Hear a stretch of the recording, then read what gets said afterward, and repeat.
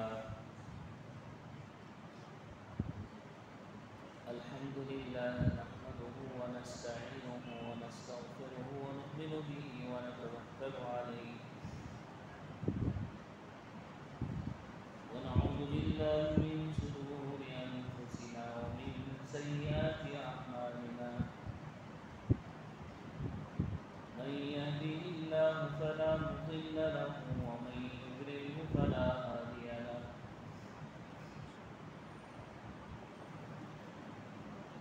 ونشهد أن لا إله إلا الله وحده لا شريك له ونشهد أن سيدنا وسندنا وشفيعنا وحبيبنا ومولانا محمدا عبده ورسوله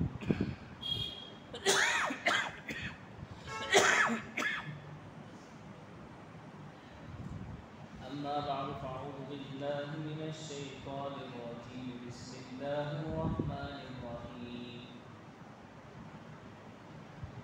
يا أيها الذين آمنوا كلوا من طيبات ما رزقناكم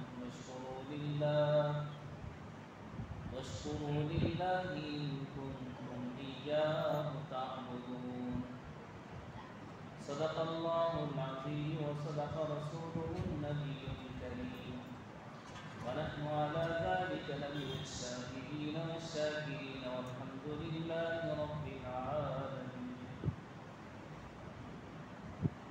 وقال النبي صلى الله عليه وسلم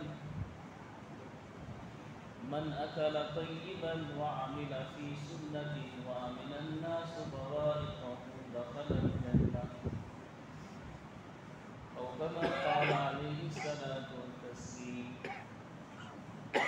اللهم صل على محمد وعلى آل سيدنا محمد وبارك وسلم.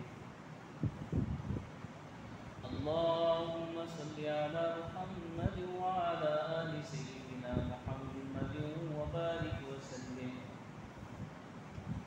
اللهم صل على محمد وعلى آل سيدنا محمد وبارك وسلم.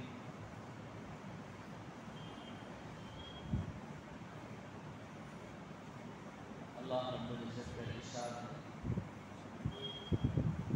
اے ایمان والو حلال اور پاکیزہ رزق کھاؤ جو میں نے تم کو عطا کیا ہے اور اللہ کا شکر ادا کرو اگر تم اسی کی عبادت کرو.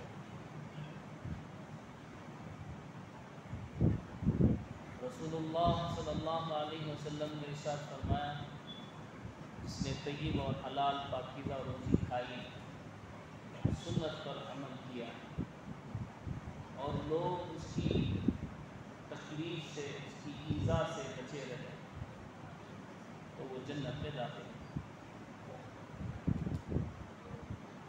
یہ قرآن کریم کی آیت اور حدیث پاک کا ترجمہ ہے. اللہ رب العزت نے انسان کے معاش کی ترتیب اور اس کی ترغیب بھی بتائی. ترتیب یہ بتائی وَجَعَلْنَا النَّهَارَ مَعَاشًا کہ ہم نے دن کو معاش روزی حاصل کرنے کا ذریعہ بنایا ہے. اور اللہ رب العزت نے ترغیب بھی دی ہے بلکہ اللہ رب العزت نے عبادات کے درجے میں اس کو رکھا. چنانچہ سورہ جمعہ میں اللہ رب العزت ارشاد فرماتے ہیں اذا نودی للصلاة من یوم الجمعة فاسعوا الى ذکر اللہ وذروا البیع. جب جمعہ کی نماز کے لیے اذان دی جائے تو تم اپنی تجارت کو چھوڑ کر اللہ کے ذکر کی طرف چلو دوڑو اور جب تم عبادت سے فارغ ہو جاؤ تو زمین میں پھیل جاؤ اور اللہ کے فضل کو تلاش کرو. اللہ رب العزت نے اس پاکیزہ اور حلال روزی کو اپنا فضل قرار دیا۔ انسان کو اللہ کے گھر میں آتے ہوئے اللہ کی رحمت کی طلب ہوتی ہے اور ہونی چاہیے، اور یہ دعا میں موجود ہے، رسول اللہ صلی اللہ علیہ وسلم کی سنت میں موجود ہے۔ ہم داخل ہوتے ہیں مسجد میں تو اس دعا کو پڑھتے ہیں، اللہم افتح لی ابواب رحمتک۔ تو معلوم ہوا رحمت کے دروازوں کے لیے اللہ کے دروازے کی طرف آنا ہوگا، اور جب مسجد سے نکلتے ہیں تو اللہ کے فضل کو تلاش کرنے کے لیے نکلتے ہیں۔ تو یہ دعا پڑھتے ہیں، اللہم انی اسألک من فضلک۔ تو اللہ کے گھر میں آتے ہوئے اللہ کی رحمت کی اور اللہ کے گھر سے جاتے ہوئے اللہ کے فضل کی تلاش ہونی چاہیے۔ اس میں ایک پہلو، ایک نقطہ یہ بھی نکلا کہ اللہ کے لیے انسان یا تو آخرت کا کوئی کام کرے یا تو اپنی دنیا بہتر بنانے کے لیے کوئی کام کرے، درمیان میں کوئی چیز نظر نہیں آتی ایک مسلمان کے لیے۔ یا تو وہ دنیاوی لحاظ سے اس کی معاش کے لیے بہتر ہوگا کام، یا تو دینی لحاظ سے اس کی معاد یعنی آخرت کے لیے بہتر ہوگا۔ معاد یعنی آخرت والی زندگی، معاش یعنی موجودہ زندگی، دونوں کے لیے رہبری اللہ نے اپنے گھر آنے اور اپنے گھر سے جانے والوں کے لیے فرمایا۔ اس سے بڑھ کر ایک اور بات سورہ مزمل میں اللہ نے عبادت کے درجے میں جہاں روزی کمانے کو اللہ نے رکھا ہے، بلکہ پورے دین میں افضل عبادت جو ہے اس کے برابر اللہ نے رکھا ہے۔ عبادت کے درجے میں جہاں نماز سے فارغ ہوا، اللہ رب العزت انسان کو، مسلمان کو خصوصی طور پر یہ کہہ رہے ہیں جب نماز سے فارغ ہو جاؤ تو اللہ کے فضل کو تلاش کرو۔ معلوم ہوا یا آخرت کا کوئی کام کرو یا اپنی دنیا بناؤ۔ دنیا کمانا، دنیا حاصل کرنا یہ منع نہیں ہے۔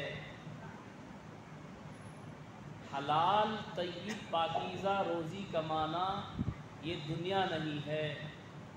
بعض لوگ دنیا کی مذمت کرتے ہوئے نظر آتے ہیں، انہوں نے دین کو صحیح طریقے سے سمجھا نہیں ہے۔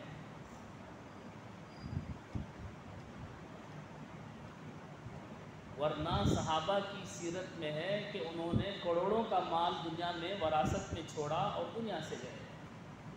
حضرت عبد الرحمن بن عوف رضی اللہ تعالیٰ عنہ کی تجارت مشہور ہے، ان کا سونا چھوڑ کر جانا جس کو کلہاڑیوں سے توڑا گیا اور وراثت میں تقسیم کیا گیا، یہ تمام کتابوں میں سیرت کی موجود ہے۔ دنیا حاصل کرنا اپنے رشتہ داروں کے لیے، اپنے بیوی بچوں کے لیے، محتاجوں کے لیے، ضعیفوں کے لیے، یہ تو ممدوح ہے، اس کی تعریف کی گئی ہے، اس کو سراہا گیا ہے۔ حضرت عثمان غنی رضی اللہ تعالیٰ عنہ مشہور ہے کہ حضرت عثمان غنی رضی اللہ تعالیٰ عنہ کی سخاوت، اور کئی سو صحابہ، حضرت انس رضی اللہ عنہ، حضرت ابو ہریرہ رضی اللہ عنہ، جب فتوحات کا زمانہ آیا تو سارے صحابہ کے پاس کثیر تعداد میں مال موجود تھا، اور حلال طریقے سے انہوں نے حاصل کیا اور اس میں اپنی جنت بنائی۔ دو چیزوں کو قرآن کریم میں قیام للناس کہا گیا،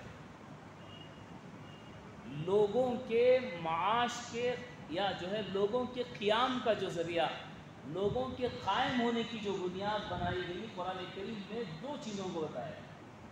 ایک تو کعبۃ اللہ کو بتایا گیا، جعل اللہ الکعبۃ البیت الحرام قیاما للناس، اور دوسرا مال کو بتایا گیا قیاما للناس۔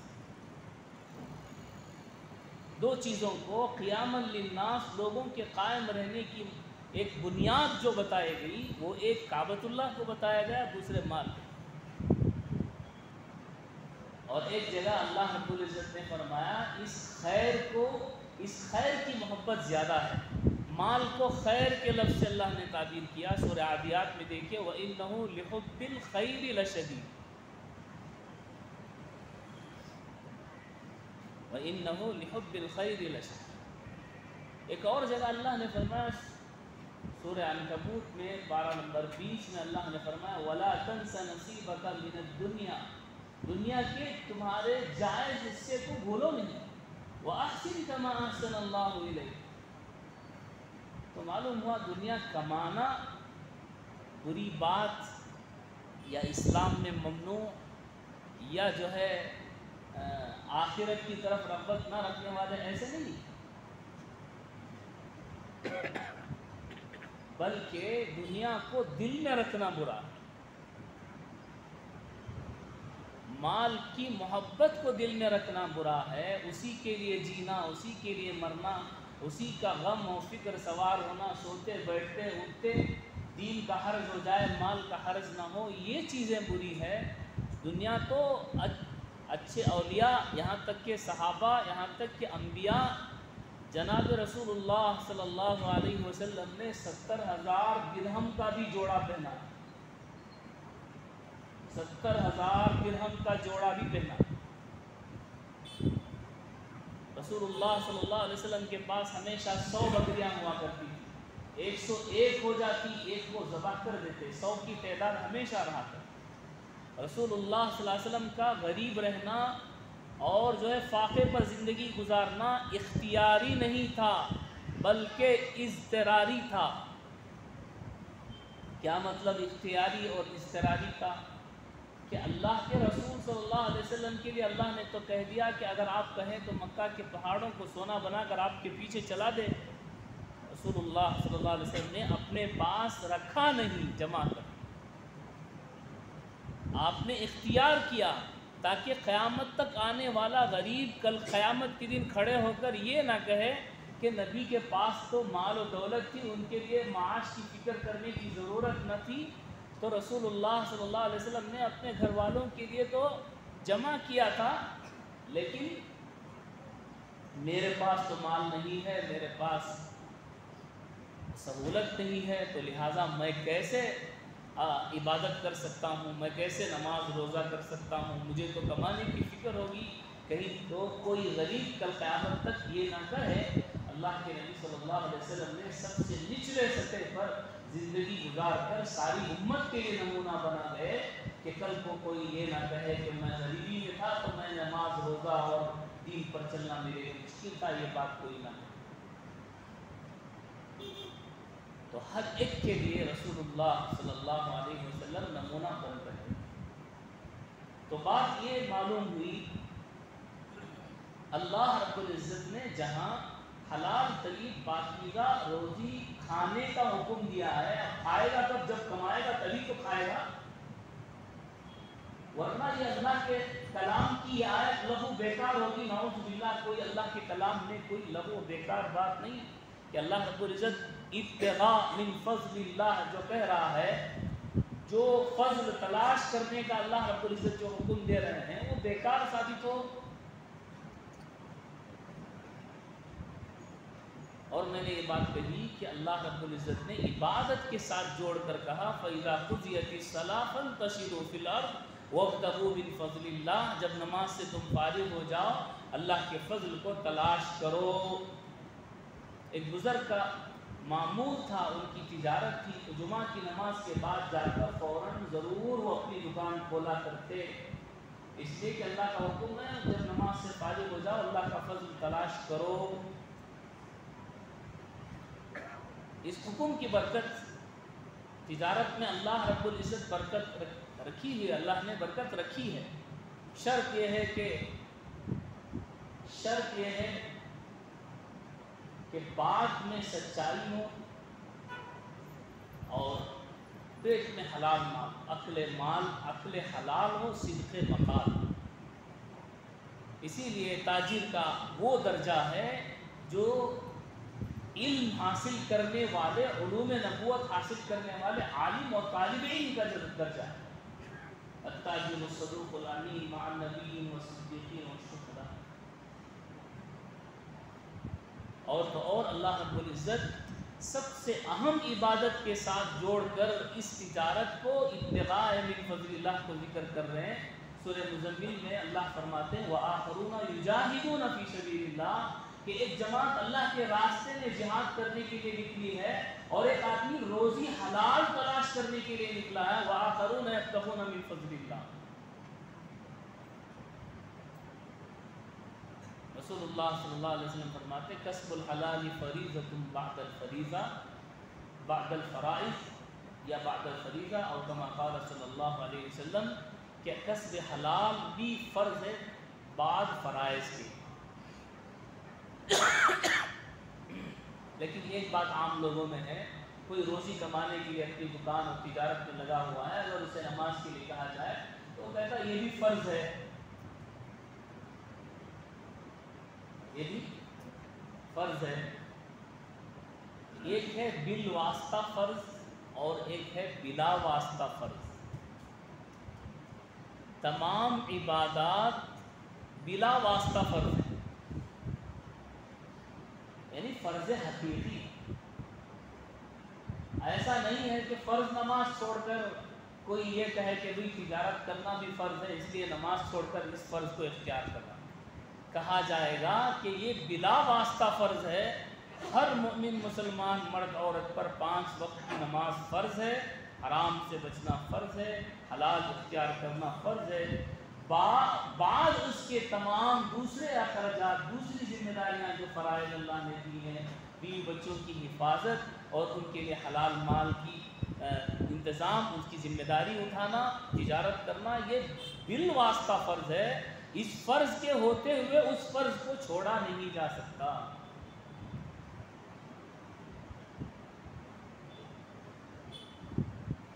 اور بعض لوگ کہتے ہیں حضرت دین میں آسانی ہے، اور بعض جو کچھ جانتے ہیں وہ کہتے ہیں حدیث میں الدین یسر، اور اللہ کہتے ہیں یرید اللہ بکم اليسر ولا یرید بکم العسر۔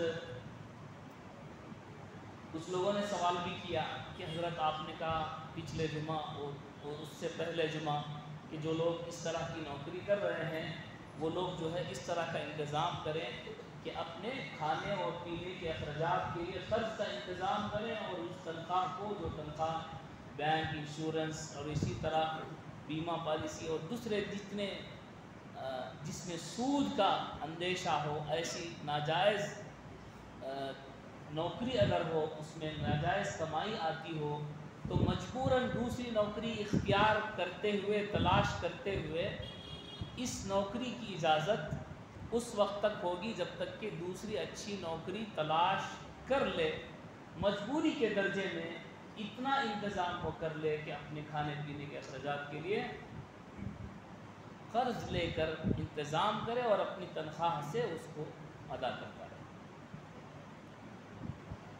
تو یہ تو آسانی ہے، تو کہا یہ جائے گا کہ آسانی اتنی ہی معتبر ہے دین میں جتنی اللہ رب العزت نے بتلائی ہے۔ آسانی کوئی آدمی اپنی طرف سے اختیار کرنے کی کوشش کرے تو اس کو آسانی نہیں کہا جائے گا، بلکہ اللہ کے حکم کو بدلنا کہا جائے گا۔ اگر کوئی یہ سوال کرے حضرت نماز پڑھنا بھی فرض ہے، تجارت کرنا بھی فرض ہے، جیسا آپ نے بتلایا، اللہ کہہ رہا ہے، اللہ اس کی ترغیب دے رہا ہے، تو میں نماز کو مؤخر کر کے تجارت کر لوں، پھر بعد میں نماز پڑھوں گا، اور دین میں آسانی ہے، تو دین کی آسانیاں آپ کو میں تھوڑی مثال دے کر بتلا دوں۔ ایک آدمی بیمار ہے، نماز میں کھڑے ہونا فرض ہے۔ ایک آدمی بیمار ہے، کھڑے ہونے کی طاقت نہیں ہے، بیٹھ کر نماز پڑھ سکتا ہے، اور زیادہ بیمار ہے، بالکل بیٹھ بھی نہیں سکتا، تو لیٹ کر نماز پڑھ سکتا ہے۔ آپ کہیں گے سو کر نماز لیٹ کر کیسے ہو سکتی ہے؟ قبلہ رخ ہو کر رکوع و سجدے کو اشارے سے، سر کے اشارے سے رکعت باندھ کر نماز پڑھ سکتا ہے، یہ آسانی ہے۔ لیکن نماز کیا نہیں ہے؟ معاف نہیں ہے۔ رمضان المبارک کے روزے رکھنا فرض ہے، لیکن ایک آدمی سفر میں ایک آدمی سفر میں ہے، روزہ معاف اس کے لیے ہے، اب چاہے تو وہ روزہ رکھ سکتا ہے، آسانی کا سفر ہے، اے سی میں سفر کر رہا ہے، ہوائی جہاز میں سفر کر رہا ہے، کوئی مشقت نہیں ہے، تو کہا جائے گا کہ اس فضیلت کو نہ چھوڑے، رمضان المبارک کے روزے کی فضیلت حاصل کرے۔ لیکن کوئی نہیں رکھ سکتا، اجازت ہے۔ دین میں اتنی آسانی ہے جتنی آسانی اللہ رب العزت نے دی ہے۔ ظہر کی 4 رکعت ہیں، مسافر ہو گیا 72 کلومیٹر دور باہر جا رہا ہے اپنے مقام سے، اس کے لیے 4 رکعت کی جگہ 2 رکعت ہو۔ اب یہ جو آسانی ہے اللہ رب العزت نے دی ہے، دین میں یہ آسانی اسی لیے دی گئی ہے کہ آدمی دین کو مشقت اور مشکل میں سمجھ کر اس سے گریز نہ کرے، اس سے بچنے کی کوشش نہ کرے، اس سے دور نہ بھاگے۔ لیکن کوئی آدمی نماز چھوڑ کر تجارت میں مشغول ہونا چاہے، یا اپنی طرف سے کہے کہ سود میں بھی تو نفع ہے اور تجارت میں بھی تو نفع ہے، جیسے کہ مشرکین نے کہا تھا کہ تجارت میں بھی تو نفع ہے، چیز دے کر اس کا نفع حاصل کیا جا رہا ہے، اور اسی طرح سود بھی کہ بھئی پیسہ دے کر پیسہ حاصل کیا جا رہا ہے۔ تو یہ شریعت میں اس کی اجازت نہیں ہوگی، اتنی ہی آسانی معتبر ہوگی جتنی آسانی اللہ رب العزت نے دی ہے۔ اپنی طرف سے کوئی آدمی آسانی نکال لے اور یہ کہے کہ یہ جو ہے آسانی ہے، اللہ نے آسانی کہی ہے، تو یہ آسانی کا مطلب یہ نہیں ہے۔ اسی طرح بہت ساری مثالیں لی جا سکتی ہیں۔ بارش کا موسم ہے، آدمی گاڑی میں جا رہا ہے، کیچڑ ہے، کیچڑ کپڑوں پر اڑ گیا ہے، نماز کے لیے جانا ہے، کپڑے بدلنا مشکل ہے، یا جو ہے اسی طرح آتے جاتے ہوئے بارش کے قطرے پڑ رہے ہیں، تو یہ جو ہے شریعت میں 1/4 کپڑے تک نجاست خفیفہ کو معاف قرار دیا گیا ہے۔ اور تو بارش کا عموماً ایسا پانی جس کے چھینٹے اڑ جاتے ہیں یہ پاک ہے۔ ہاں البتہ ہم کو یقین ہو جائے کہ یہ ڈرینیج کا پانی ہے، یہاں سے مجھے اڑا ہے، تو اس آدمی کو اپنا شک دور کرنے کے لیے اتنی جگہ کو دھو لے اور نماز پڑھے۔ اس کا مطلب یہ نہیں کہ نماز اس کے لیے معاف ہو گئی، میرے کپڑے گندے ہیں، ایسا نہیں ہے۔ آسانی جتنی شریعت میں دی گئی ہے اتنی ہی معتبر ہے، اور آدمی کو چاہیے کہ بنیادی مسائل وہ سیکھے نماز کے لیے۔ نماز کے لیے پیشاب پاخانہ اور نجاست غلیظہ سے کپڑوں کا پاک ہونا کافی ہے۔ کپڑوں پر دھول مٹی کا لگا ہونا یا پینٹ وغیرہ کا لگا ہونا، یہ جو ہے نماز پڑھنے کے لیے معنی نہیں ہے۔ ایک ہے کپڑے کا پاک ہونا اور ایک کپڑے کا صاف ہونا۔ اس طرح کی اور بھی مثالیں دی جا سکتی ہیں۔ جہاں پر اللہ رب العزت نے اجازت اور رخصت دی ہے اتنی رخصت ہی درست ہو سکتی ہے، اس سے زیادہ کی اجازت نہیں ہے۔ تو اللہ رب العزت نے ایمان والے کے لیے شریعت میں آسانیاں میسر اس لیے کی ہیں تاکہ اس کے بوجھ کو، اس کی تکلیف کو دور کرے۔ بڑی گہری بات ہے۔ اللہ نے جو ناجائز قرار دی ہے کسی چیز کو، جیسے مردار کے کھانے کو یا کسی اور چیز کے جس کو اللہ رب العزت نے شریعت میں ناجائز کہا ہے، اس کے استعمال سے انسان خود تکلیف میں آتا ہے۔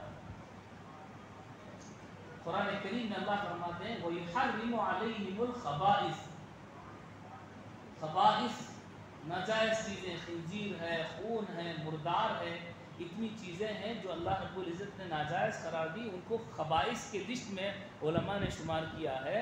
اگر اس کا استعمال کوئی کرتا ہے تو گویا کہ ذہنی تکلیف کو برداشت کرتا ہے، ذہنی تکلیف اس پر آتی ہے۔ جیسے چائنیز لوگ سانپ بھی کھا رہے ہیں، وہ بھی کھا رہے ہیں، یہ بھی کھا رہے ہیں، تو اللہ رب العزت نے انسان سے وہ بوجھ کو وَيَزَعُ عَنْهُمْ إِسْرَهُمْ، اللہ کہتے ہیں ان سے اس بوجھ کو، اس تکلیف کو دور کرنے کے لیے اللہ نے ناجائز اور خبیث چیزوں کو ناجائز کہا ہے۔ وَيُحَرِّمُ عَلَيْهِمُ الْخَبَائِثَ وَيَزَعُ عَنْهُمْ إِسْرَهُمْ وَالْأَغْلَالَ الَّتِي كَانَتْ عَلَيْهِمْ، اسی طرح سود کا مسئلہ ہے، اسی طرح ناجائز کمائی کا جتنی چیزیں ہیں، یہ تمام کی تمام وہ چیزیں ہیں جو انسان کے لیے حقیقی معنی میں نفع بخش نہیں ہے، اس کے لیے وہ بوجھ ہیں، اس کے لیے وہ تکلیف دہ ہیں۔ اور سب سے بڑی بات تو یہ ہے کہ جسمانی اور اخلاقی بیماریاں بھی اس میں، اخلاقی بیماریاں جو ناجائز اور حرام اور مردار کھاتے ہیں، جیسے خنزیر ہو یا مردار ہو، تو ان کی فطرت میں بھی وہ خبیث عادتیں پیدا ہو جاتی ہیں جو ایک انسان کے اندر، ایک اشرف باعزت انسان کے اندر نہیں ہوتی۔ مردار کھانے والوں یا خنزیر کھانے والوں کے اندر وہ صفت پیدا ہو جاتی ہے، وہ عادتیں پیدا ہو جاتی ہیں، یہاں تک کہ حدیث میں آتا ہے بکریاں چرانے والوں کے پاس عاجزی ہوتی ہے، اونٹ چرانے والوں کے پاس تکبر ہوتا ہے۔ بہت ساری ایسی مثالیں ہیں کہ جو صحبت کا اثر ہوتا ہے ان کے اندر وہ فطرت پیدا ہوتی ہے، تو جو اس کا استعمال کرتے ہیں کیا اس کی صفتیں ان انسانوں کے اندر نہیں آئیں؟ ایک اور سوال جو عام طور پر مشہور ہوتا ہے اور سوال کرتے ہیں لوگ، اور اشکال بھی آتا ہے، لوگ پوچھتے بھی ہیں، حضرت اگر ایسے آدمی جن کی کمائی درست نہیں ہے، ان کے یہاں اگر دعوت ہو جائے تو کیا ہم ان کے یہاں کھانا کھا سکتے ہیں؟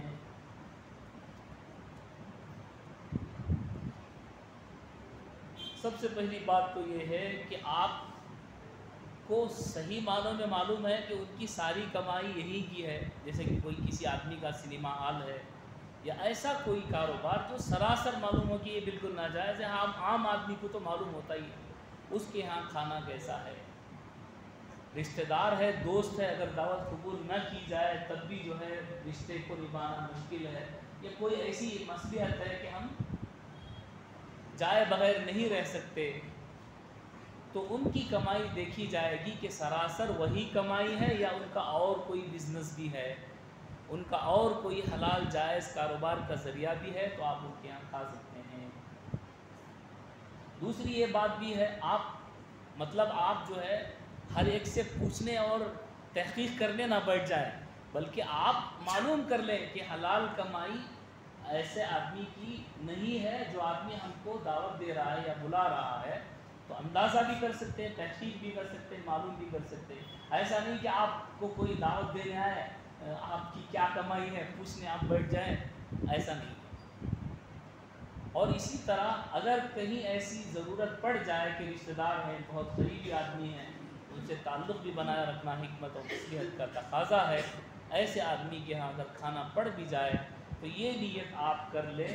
سب سے پہلے تو یہ طریقہ اختیار کریں کہ آپ بھی کوئی تحفہ لے کر چلے جائیں، آسان کام ہے، آپ بھی کوئی تحفہ لے کر گئے، ان کو دے دیے اور یہ سمجھے کہ میں اس کے عوض کھانا کھا رہا ہوں، ختم ہو گئی بات، آپ کا رشتہ بھی برقرار رہ گیا اور آپ کا کھانا بھی حلال۔